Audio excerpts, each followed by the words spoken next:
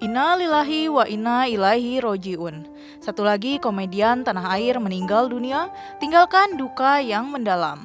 Verasta Subardi atau yang akrab disapa Pepeng tutup usia pada Rabu 6 Mei 2015 sekitar pukul 10 pagi di Rumah Sakit Cinere akibat komplikasi penyakit yang dideritanya.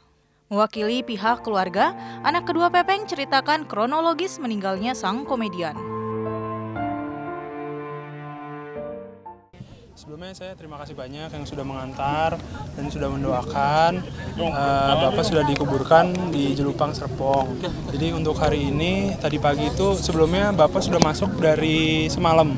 Jadi jam 12 malam kira-kira itu masuk UGD, dijemput pakai ambulans ke rumah. Nah dari UGD itu adik sama kakak saya antar sama ibu saya, mereka jaga sampai sekitar kira-kira jam 2 itu masuk ICU langsung. Nah di ICU harus langsung masuk ICU. Nah ICU itu sampai pagi, gantian saya jaga pagi. Nah pagi itu sekitar kurang lebih jam 9 itu saya ganti shift. Nah di situ ganti sama om saya. Nah di om saya itu bapak mulai kejang. Jadi emang sebelum itu saya juga masih sempat bisa tanya jawab lah, tapi dia bilang bahwa badannya sakit, udah nggak tahan, udah sampai mungkin nahan banget ya sampai dia ngepel gitu lah ya, nggak kuat gitu. Dia bilang beberapa kali nggak kuat, tapi saya juga ya berusaha untuk nenangin karena kan selama ini kita tahu maksudnya keluar masuk rumah sakit alhamdulillah bisa selamat gitu. Saya pikir ya bisa sehat lagi lah gitu. Nah tapi ternyata kejang itu, nah semenjak yang pas kejang saya datang itu sudah dipompa. Jadi sekitar kurang lebih jam 10 atau 10:05 itu udah dinyatakan udah nggak ada bapak gitu.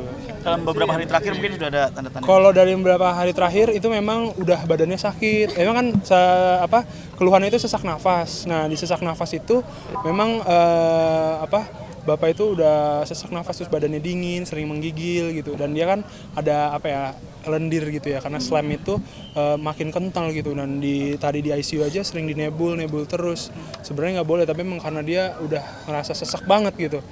Nah itu jadi tapi udah berapa hari. Nah akhirnya malam tadi itu putusin bapak harus masuk rumah sakit.